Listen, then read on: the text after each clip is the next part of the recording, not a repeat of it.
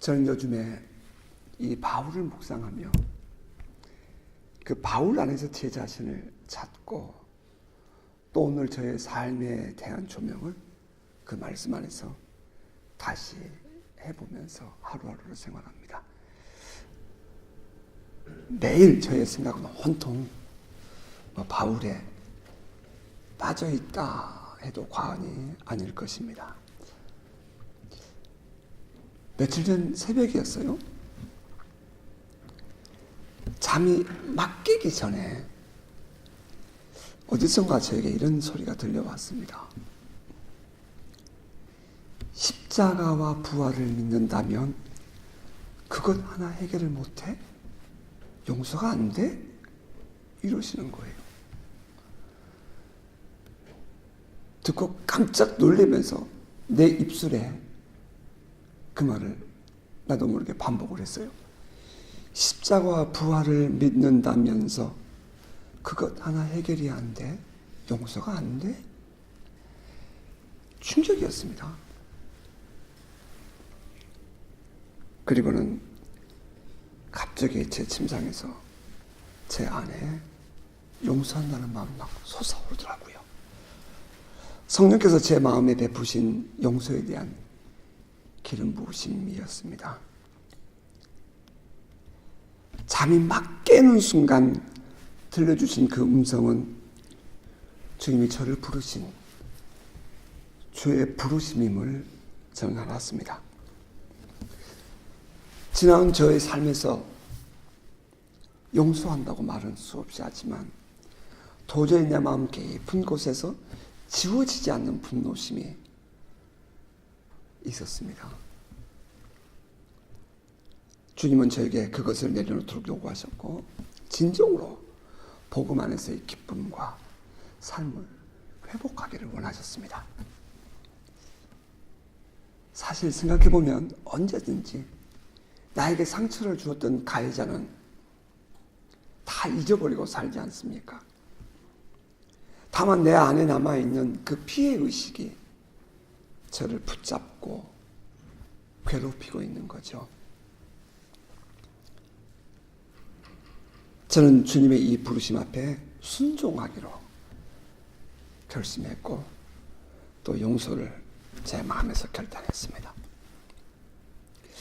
아마도 어쩌면 또다시 가끔은 생각이 떠오를 것입니다. 저는 그때마다 다시 용서하려고 노력할 것이고 또 그것이 반복되다 보면 언젠가는 제 의식 속에서 마치 남의 일처럼 느껴질 날이 오리라고 믿습니다. 성령께서 우리에게 베푸신 은혜는 결코 헛되지 않을 것을 저는 압니다. 바울이 말합니다. 나의 낮은 것은 하나님의 은혜라고. 오늘 나의 삶은 십자가에서 예수와 함께 죽고 또 예수와 함께 다시 살아난 삶을 사는 것이라고. 오늘 내가 사는 것은 내가 사는 것이 아니고 내 안에 계신 예수께서 사는 것이라고 말하죠. 바라기는 예수와 하나됨을 이루는 삶을 살아내는 저와 우리 온 교우들 되시기를 주의 이름으로 축복합니다.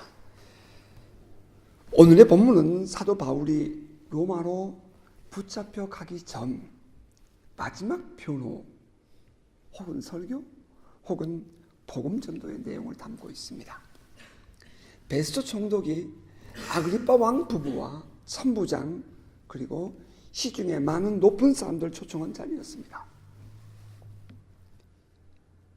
이 자리는 베스토의 재판정 혹은 아그리빠 왕의 재판정이라고 부르기에는 맞지 않는 그런 자리라 할 것입니다. 어쨌든 간에 바울이 아그리빠 왕과 베스토 총독 앞에 섰습니다. 베스토 총독이 그 아그리빠 왕과 그곳에 모인 많은 사람들에게 큰 소리로 말을 합니다. 우리가 읽었던 26장 바로 앞에 25장 24절 이하의 말입니다. 아그리빠 왕과 여기 같이 있는 여러분이요, 당신들이 보는 이 사람은 유대의 모든 무리가 크게 외치되 살려두지 말라 못할 사람이라고 하여 예루살렘에서와 여기서도 내게 청원하였으나 내가 살피건대 죽일 죄를 범한 일이 없도이다. 그러나 내가 그가 황제에게 상소한 거로 보내기로 결정하였나이다. 그에 대하여 황제께 확실한 사실을 알을 것이 없으므로 신문한 후 상소할 자료가 있을까 하여 당신들 특히 아그리빠 왕 당신 앞에 그를 세웠나이다. 그 죄목도 밝히지 아니하고 죄수를 보내는 것이 무리한 일인 줄 아나이다. 자, 이제 그러자 아그리빠 왕이 바울을 쳐다보면서 너 스스로 변호해봐라 이렇게 요구합니다. 그것이 바로 오늘의 본문의 첫 절입니다. 아그리빠가 바울에게 이르되 너를 위하여 말하기를 내가 허락하노라 하니 이에 바울이 손을 들어 변명하되 아그리빠 왕이요 유대인들이 고발하는 모든 일을 오늘 당신 앞에서 변명하게 된 것을 다행히 여기나이다. 특히 당신이 유대인의 모든 풍속과 문제를 아심이니이다. 그러므로 내 말을 더불어 들으시기를 바라나이다. 라고 이제 변호를 시작합니다. 저는 이 말씀을 묵상하다가 무릎을 탁 꿇고 말았어요. 가슴이 삐어지는 것 같은 아픔을 느껴서 교회를 들어와서 바닥에 엎드려서 무릎을 꿇고 기도를 했어요. 왜냐하면 바울이 아그리빠 왕에게 인사말을 하면서 이렇게 말했기 때문입니다. 특히 당신이 유대인의 모든 풍속과 문제를 아심이니이다. 아그리빠는 당시 세상의 지위나 정신적인 능력 여러 가지 면에서 탁월한 사람이라는 것을 바울이 인정했다는 것입니다. 바울은 그가 유대계의 모든 전문적인 내용들에 대해 전문가적인 지식을 갖춘 사람이라고 말을 한 겁니다. 사실 그 아그리빠 왕이 글만도 한 것은 유대교의 대제사장을 임명하는 권한이 있고 성전을 관할하는 예루살렘 성전을 관할하는 통치권을 가진 사람이라고 할 때에 아그리빠 왕이 가지고 있는 유대교의 지식은 결코 적지 않았을 것임이 틀림없습니다. 그런데 저를 아프게 한 것은 우리는 이미 지난주에 그 아그리빠 왕이 어떤 사람인지에 대해서 알고 있다는 것입니다. 그의 할아버지 헤롯 대왕은 예수가 태어날 때에 어린아이들을 죽여버렸고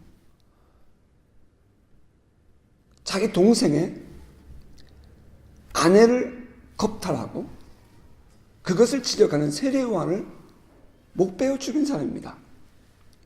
자기 아버지 아그리빠 1세는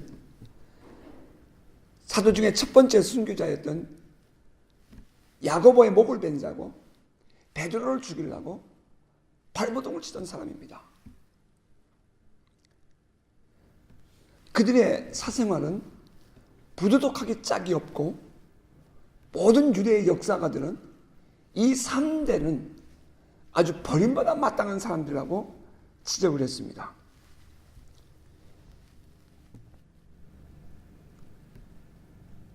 그런데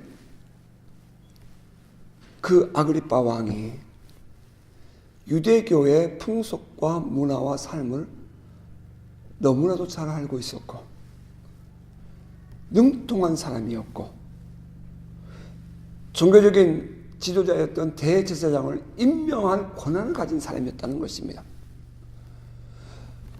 우리가 그의 개인적인 삶을 우리가 쳐다보지 않는다면 그는 매우 유식하고 세상적으로 볼 때는 종교적으로 볼 때는 인정할 만한 탁월한 사람이었다는 것입니다. 그런데 그의 삶은 어떻습니까? 전 여기서 충격을 받았습니다.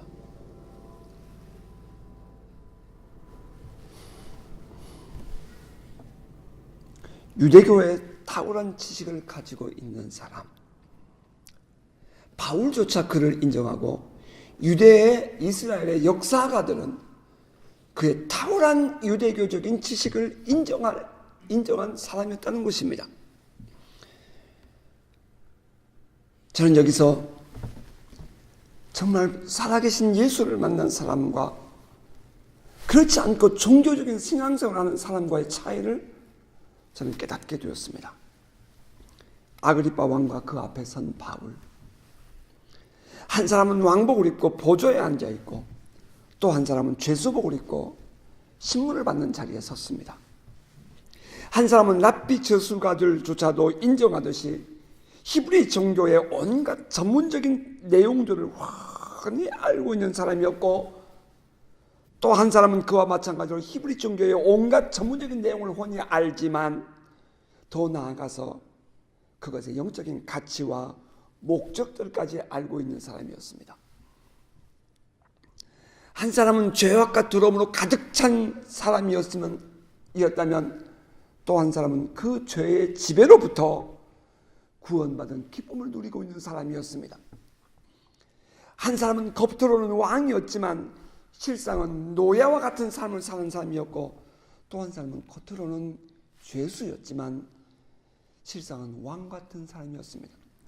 또 한 사람은 율법에 매여서 율법만 행하면 나머지 모든 것들은 자유라고 생각했던 사람이었지만, 또 한 사람은 그 율법조차도 하나님의 은혜로 자유를 누리는 사람이었습니다.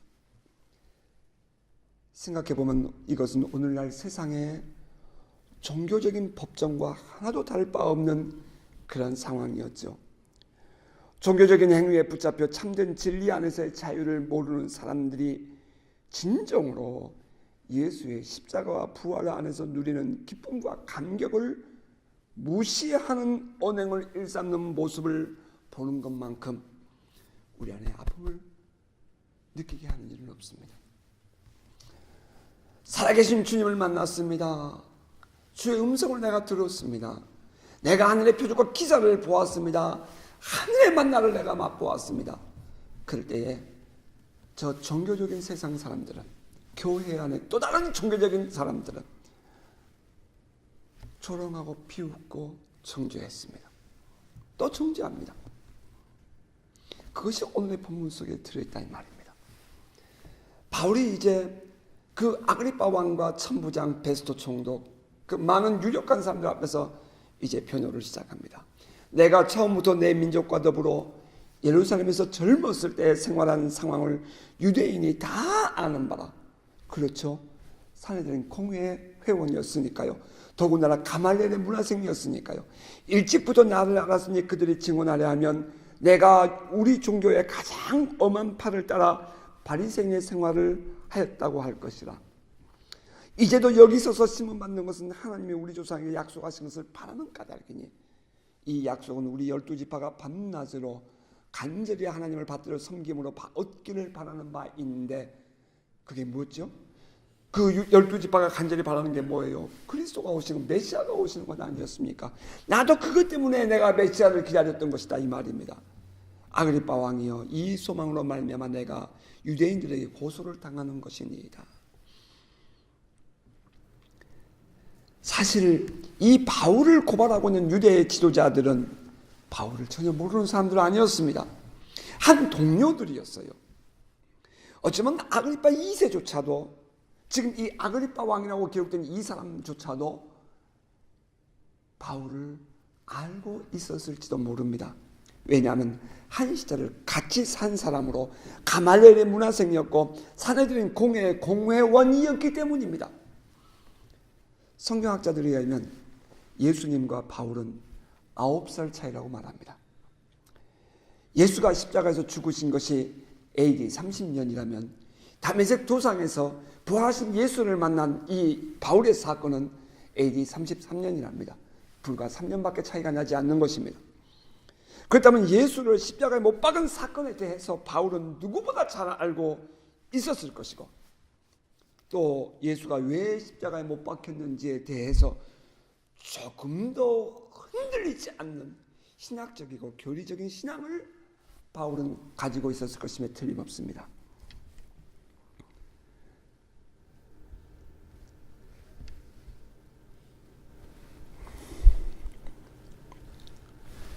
그는 계속해서 이렇게 말합니다. 나도 나사렛 예수의 이름을 대적하여 많은 일을 행하여야 될 줄 스스로 생각하고 예루살렘에서 이런 일을 행하여 대제사장들에게서 고난을 받아가지고 많은 성도를 옥에 가두며 또 죽일 때에 내가 찬송 투표를 하였고 또 모든 회당에서 여러 번 형벌하며 강제로 모독하는 말을 하게 하고 그들에 대하여 심히 격분하여 외국 성에까지 가서 박해하였고 그 일로 대제사장들의 고난과 위임을 받고 다메섹으로 갔나이다.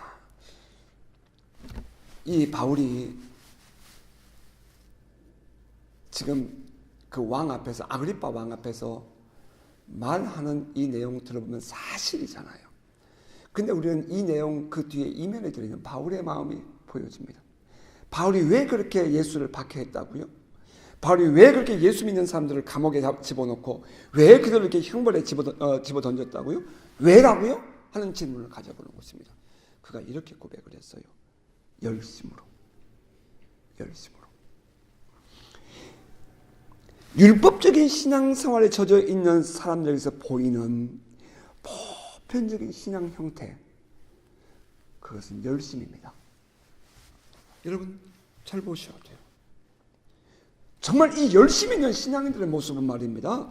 은혜의 신앙을 가진 사람들보다 이 율법에 매여 있는 사람들의 신앙이 훨씬 더 열심히 있습니다.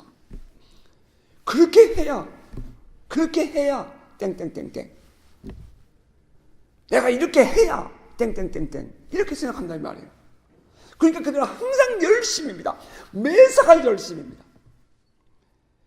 종교적인 신앙인들, 율법적 행위를 강조하는 신앙인들에게 있어서 특별히 돋보인 것. 흔히들 말하기를 저 사람 신앙 좋아. 그런데 미안하지만 그것이 은혜의 신앙이 아니라 자기의 공로 신앙이라는 것입니다. 그들의 그 열심에 빗대어 나의 열심에 빗대어 저 사람을 바라보게 되면 마음에 안 들죠. 그래서 정죄하고 심판감이 생기는 것입니다. 그래서 비난하고 다툼이 일어납니다. 바리새파로서 열심히였던 바울이 하는 행동은 전형적인 율법 신앙인의 모습이었습니다. 오늘날도 우리의 신앙을 우리는 스스로를 판단해 볼 필요가 있습니다. 바울이 다메섹으로 가는 이유, 바울이 지금 다메섹에 있는 예수 믿는 이단자들을 잡으러 가는 그 이유는 이 열심 있는 행동을 요구하는 그 안에 들어있는 율법적인 신앙 때문이었습니다. 우리가 흔히 말하는 좋은 신앙이라고 하는 것, 저 사람 정말 좋은 신앙이냐 하는 것, 그 평가, 그 말이 이 율법적인 신앙에 머물러 열심을 내지 말자는 것이 아닙니다. 기도하지 말자는 것이 아니에요. 예배에 우리가 열정을 내지 말자는 말이 아니에요. 공로 사상에 빠져서는 안 된다는 것입니다. 지금 이 다메섹으로 올라가고 있는 바울에게서 보이는 그 열심은 율법에 매여서 공로주의적인 공로 사상으로 달려가고 있는 모습을, 그 안에 있는 모습을 우리가 보게 된다 이 말입니다. 왕이여 정오가 되어 길에서 보니 하늘로부터 해보다 더 밝은 빛이 나와 내 동행들을 빛이 나와 내 동행들을 둘러 비추는지라. 우리가 다 땅에 엎드러지며 내가 소리를 들으니 히브리 말로 이르되 사울아 사울아 내가 어찌하여 나를 박해하느냐. 가지채를 뒷발질하기가 내게 고생이니라. 주님은 그 열심으로 불타오르는 그 열심에 사로잡혀 있는 바울을 찾아오십니다. 언제나 그렇듯 우리의 인생의 변화는 살아계신 주님이 찾아오시면서부터 시작됩니다.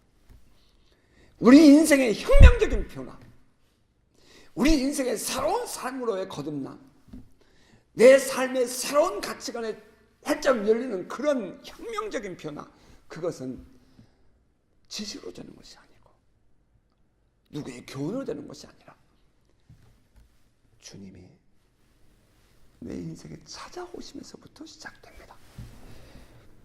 오늘 이 세상에 진정한 영향력을 줄 수 있는 삶으로의 변화, 그것은 살아계신 주님을 만나면서부터 비롯됩니다. 주님 누구십니까? 나는 내가 박해하는 예수라. 일어나 너의 발로 서라. 내가 내게 나타난 것은 곧 내가 나를 본 일과 You have seen of me, 나를 본 일과 장차 내가 내게 나타날 일에 What I will show you, 내가 장차 너에게 보여줄 일에 대하여 너로 하여금 종과 증인을 삼으려 함이니 이스라엘과 이방인들에게서 내가 너를 구원하여 그들에게 보내요. 그들을 눈을 뜨게 하여 어둠에서 빛으로 사단의 권세에서 하나님께로 돌아오게 하고 누구를?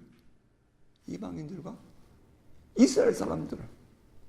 지금 이스라엘 사람들이 어디에 묶여있다는 거예요? 어둠 속에 있다는 거예요. 사단의 권세 안에 묶여있다는 거예요. 그런데 하나님께서 이 이스라엘 사람들에게서 내가 너를 구원해내겠다. Rescue, 너를 건져내겠다. 그리고 너를 다시 내가 그들에게 보내서 그들을 구원하게 하겠다. 회개하게 하겠다. 그런 말씀이에요. 이스라엘과 이방인들에게서 내가 너를 구원하여 그들을 보내요. 그 눈을 뜨게 하여 어둠에서 빛으로 사단의 권세에서 하나님께로 돌아오게 하고 죄사함과 나를 믿어 거룩하게 된 무리 가운데에서 기업을 얻게 하리라 하더이다. 부활하신 예수께서, 부활하셔서 살아계신 예수께서 바울을 찾아오셨습니다. 그 목적이 무엇입니까?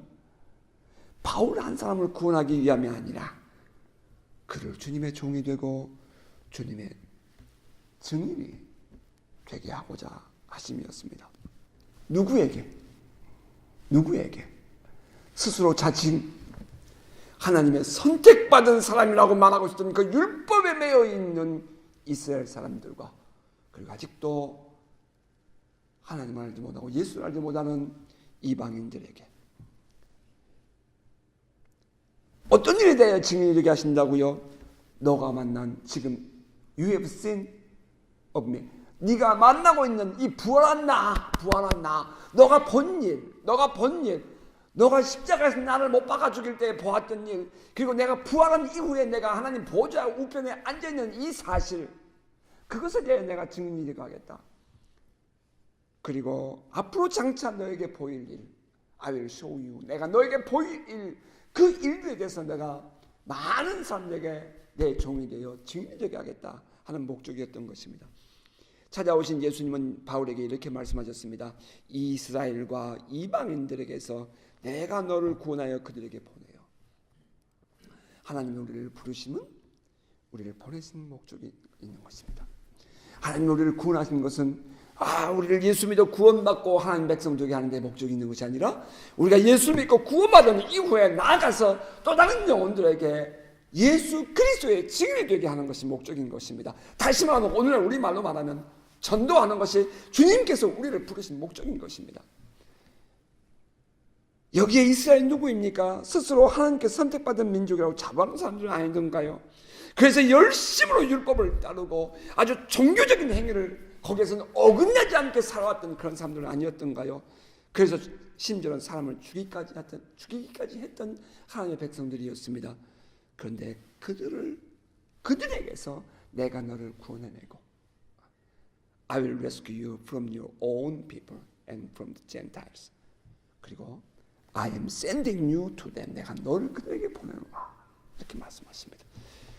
부활하신 주님을 만난 성도 여러분, 살아계신 예수를 성령 안에서 경험하고 누리고 있는 사랑하는 성도 여러분,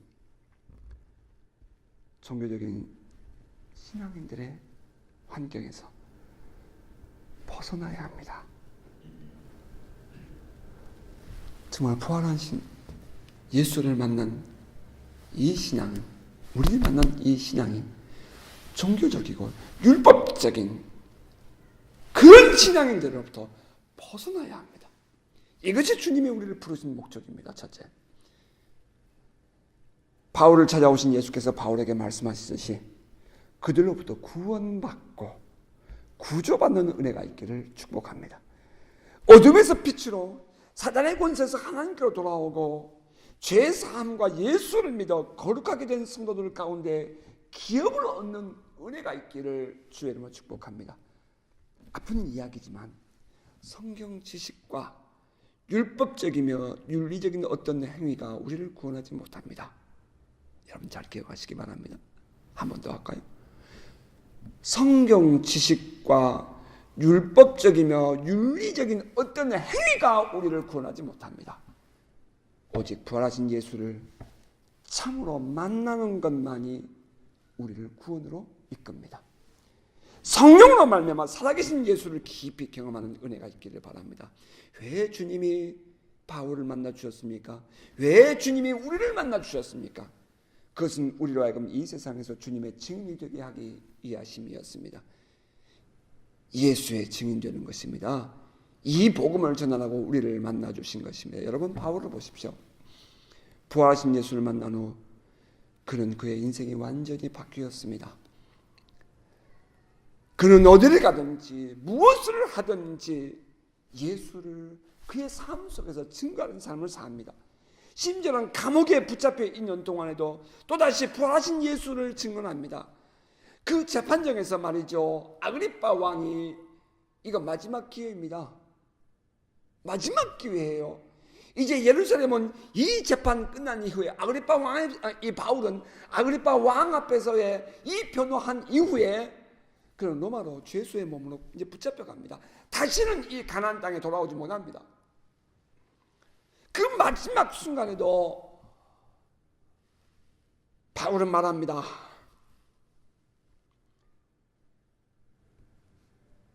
부활하신 예수를 말입니다. 당신은 부활하신 예수를 만나셨습니까? 참으로 부활하신 예수를 만나셨습니까? 남들의 간증이나 고백 혹은 성경 지식으로 스스로를 감추고 있는 것은 아닙니까? 예수를 만나고 나면 인생이 바뀔 수밖에 없어요. 예수를 만나가면 세상 어느 방법으로 전도하는 것이 의미가 없다는 사실을 압니다. 따라서 많은 사람들을 만나면 바로 그 내가 만난 예수를 전하게 되어 있습니다. 내가 그 만난 예수 때문에 내 인생이 바뀐 것을 증거할 수밖에 없습니다. 거기에 진정한 능력이 있는 것입니다. 지금도 살아서 역사하시는 예수님, 성령님으로 우리와 함께 계시는 살아계신 하나님을 만나는 은혜가 있기를 바랍니다. 만나야 합니다. 그분과 함께 살아야 합니다. 오직 그것만이 세상을 이길 수 있는 힘입니다. 세상에서 비웃음을 당해도 결코 기죽지 않을 수 있는 힘은 살아계신 하나님을 만남으로 인한 산신앙에서만 가능합니다. 이제도 바울은 아그리빠 왕에게 말합니다. 아그리빠 왕이여, 그러므로 하늘에서 보이신 것을, 내가 본 것은 하늘에서 본 것입니다, 이 말입니다. 바울이 다메섹 조상에서 경험한 것은 내가 본 것은 이 땅에서 본 것이 아닙니다. 하늘에서 본 것입니다. 내가 그러므로 하늘에서 하나님이 보이신 것을 내가 거스르지 아니하고, 다만 먼저 다메섹과 예루살렘에 있는 사람과 유대 온 땅과 이방인에게까지 회개하고 하나님께로 돌아와서 회개에 합당한 일을 하라 전함으로 유대인들이 성전에서 나를 잡아 죽이고자 하였으나 하나님의 도우심을 받아 내가 오늘까지 서서 높고 낮은 사람의 앞에서 증언하는 것은 선지자들과 모세가 반드시 되리라고 말한 것밖에 없으니 곧 그리스도가 고난을 받으실 것과 죽은 자 가운데서 먼저 다시 살아나사 이스라엘과 이방인들에게 빛을 전하시리라 함이니이다. 끝부분입니다. 자, 지금 유대인들이 바울을 잡아 죽이고자 하는 이유가 무엇일까요? 바울이 예수가 부활했다 하는 것을 전하기 때문이라고 했습니다. 그런데 그 고난과 부활이 어디에 기록되어 있다고요? 유대인들이 그토록 강조하고 주장하는 모세와 선지자의 글에 기록되어 있다는 것입니다. 우린 역시 또 하나의 신앙적 교훈을 발견하게 됩니다. 모세와 선지자의 글에 의하면 메시아가 오시리라고 되어 있습니다. 그리고 그 메시아가 이 땅에서 고난과 죽임을 당하고 부활할 것이 기록되어 있습니다. 그래서 유대인들은 그 메시아가 오시기를 희망하며 살았습니다. 여러분 잘 보셔야 됩니다. 오늘 지금 우리가 가지고 있는 우리의 신앙이 왜 또 다른 사람들에게는 힘들고 어려운 것이고 왜 우리는 힘들고 어려운 걸음을 가고 있는가에 대한 정확한 답이 이 안에 들어있습니다. 글쎄요, 이게 무슨 뭐 힘들고 어려운 거 가는 거 아니죠. 우리가 올바른 길을 가고 있는 거예요, 지금. 유대인들은 그 메시아가 오시리라. 그 메시아가 어디 있습니까? 모세와 선지자의 글 속에 들어있는 메시아였습니다. 장차 메시아가 오면 고난을 당하고 죽임을 당할 것이고 부활할 것이라고 그들은 믿고 있었습니다. 바울도 그렇게 믿었습니다. 그 메시아를 희망하며 살았습니다. 그것은 흔들리지 않는 신앙이었어요. 또 뿐만 아니라 유대인들에게 쭉 흘러내려오는 전승 내려오는 이야기가 있는데, 하나님의 보좌 우편에 인자 같은 이가 앉아 계신데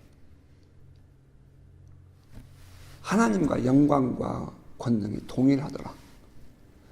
하나님과 그 하나님 보좌 우편에 앉아 계신 그분이 영광과 권위가 동일하더라. 그건 다시 말하면 동일하려면 같은 분이어야 되는 거죠. 이 하나님 보좌 우편에 앉아 계신 그 인자 같은 이 다니엘이 보았던 환상이죠.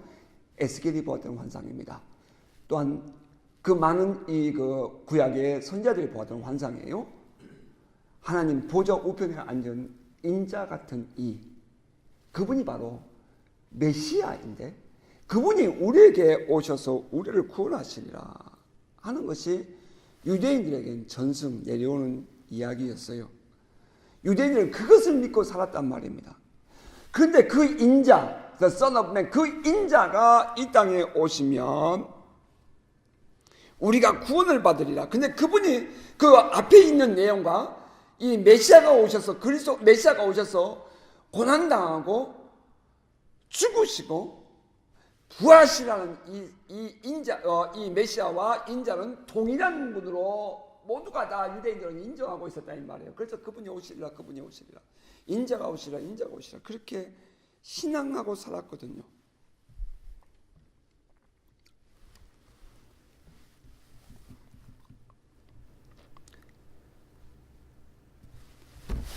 저 나사렛 촌동에서 나온 예수라는 젊은 사람이 자기가 그 인자, 그 메시아라고 말하니 메시아를 기다리고 있었던 이 많은 유대의 정말 실력 있는 사람들은 하나님을 모욕한 예수를 십자가에 못 박아 죽입니다. 왜? 그들의 신앙은 그것이 옳았기 때문에. 종교가 갖는 또 다른 큰 힘이고, 종교가 타락해 잘못된 길에 갔을 때에 얼마나 무서운 것인가 하는 것을 우리가 알게 하는 거죠. 바울은 그 예수를 십자가에 못 박아 죽일 때 그곳에 함께 있었습니다. 저는 조금도 의심하지 않습니다. 아니요, 그 무리 속에 있었겠죠. 아니, 어쩌면 재판정에 함께 있었을지도 모르겠습니다. 왜? 바울이 33년도에 상여드린 공회원이었다는 것은 분명히 그는 그만큼 이미 가말리엘의 문화성이 있고, 예수가 십자가에 못 박혀 죽으신 3년 전에 그 다메섹 사건 3년 전에 사건이라고 볼 때에 다윗은 분명히 바울은 분명히 예수님을 죽이고자 했던 그 그룹 속에 함께 있었으라고 조금도 의심하지 않습니다. 유대인들이 예수를 십자가에 못 박아 죽였습니다. 그런데 십자가에 못 박아 죽였던 그 예수가, 그래서 이제 바울은 끝났다고 생각했는데 다메섹 도상에서 그 부활하신 예수가 찾아오신 것입니다. 누구십니까? 나는 내가 박해하는 예수라. 자, 예수가 부활했다는 것은 예수가 메시아라는 것을 증명해 주는 말이었습니다. 더군다나 로마서를 비롯한 바울의 서신에서 말하고 있는 것처럼 하나님 보좌 우편에 앉아 있어야 할 메시아의 자리에 예수가 앉아 있는 것을 이 바울이 보았다 이 말입니다. 이제 예수가 메시아 그리스도라는 사실은 바울에게 있어서는 더 이상 신앙의 대상이 아닌 현실이었습니다. 자, 여기서 여러분 신앙과 현실 차이를 보게 됩니다. 신앙은 내가 경험하기 전에 믿습니다 합니다. 여러분, 요것으로 여기를 때리면 소리가 납니다. 아직 우리가 때리기 이전에는 소리가 납니다. 이것을 믿습니까? 하면 예, 아멘, 믿습니다 라는 말이 됩니다. 경험하기 전이니까 이것은 신앙입니다. 이렇게 소리가 나버렸습니다. 이것은 믿는 차원이 아니죠. 아는 거죠. 이건 현실입니다. 아직 일어나기 이전의 사건은 믿음이라면 경험되고 있는 것은 현실입니다. 그리스도가 오시리라. 그리스도가 오셔서 십자가에 못 박아 죽고 고난을 당하고 죽고 부활하리라. 그것은 믿음의 대상이었습니다. 믿음이었습니다. 주여 믿습니다. 그래야 줄 믿습니다. 그런데 이 부활하신 분을 만나버렸습니다. 만나고 나니까 이제부터는 뭐가 돼요? 신앙이 아니죠. 이건 현실이죠. 내가 너희와 항상 함께 있으리라. 우리는 그것을 경험하기 전에는 믿습니다 했습니다. 하지만 그것을 경험하고 지금 주님이 우리와 함께 계십니다. 이것은 믿음입니까? 아니면 현실입니까? 영적인 눈을 열고 바라보세요. 여러분, 영적인 이해를 가지고 바라보세요. 주님이 우리와 함께 계신다는 이 사실은 믿음입니까? 아니면 우리와 함께 계시는 것입니까? 현실입니까?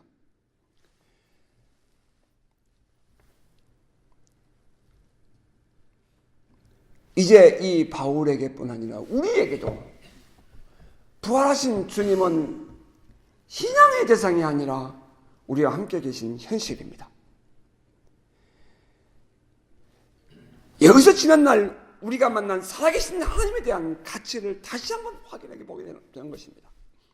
오늘날 수많은 교회 안의 성도들이 예수는 부활하셔서 승천하셨다고 믿습니다. 그리고 약속하신 보혜사 성령을 보내주셨다라고 믿습니다.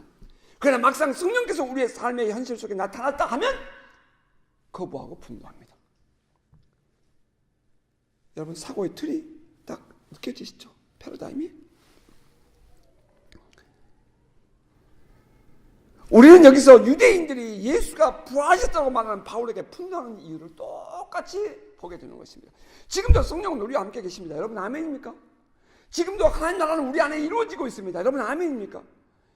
지금 우리가 만나고 우리가 경험하고 있는 이 모든 사실들은 단순히 먼 미래에 이루어지는 것이 아니라 바로 지금 우리 안에서 이루어지고 있는 것입니다. 그동안 많은 사람들은 부활도 믿었고 영적 존재도 믿었습니다. 그리고 그리스도가 오시리라는 것도 믿었습니다. 그러나 막상 그리스도가 오셨다고 하니 그것은 신앙의 위치에만 있어야 되는데 현실 속에 나타나서는 안 된다고 그들은 생각한 것입니다. 오늘날 이 시대의 종교적인 신앙들 속에서 나타나는 똑같은 패러다임입니다. 바울이 전하는 것은 단순히 예수가 부활했다는 것이 아닙니다. 예수가 부활하심으로 그리스도이심이 확실해졌다는 것입니다. 그동안 믿고 기다려왔던 그리스도가 오셨다. 신앙이 현실 속에 성취되었다 하는 것을 말합니다. 여기서 종교적인 신앙인과 참된 신앙인의 깨어있는 신앙인의 차이점을 깨닫게 됩니다. 오늘 우리의 신앙을 다시 한번 돌아봅니다. 당신은 살아계신 예수를 만나셨습니까? 참으로 만나셨습니까?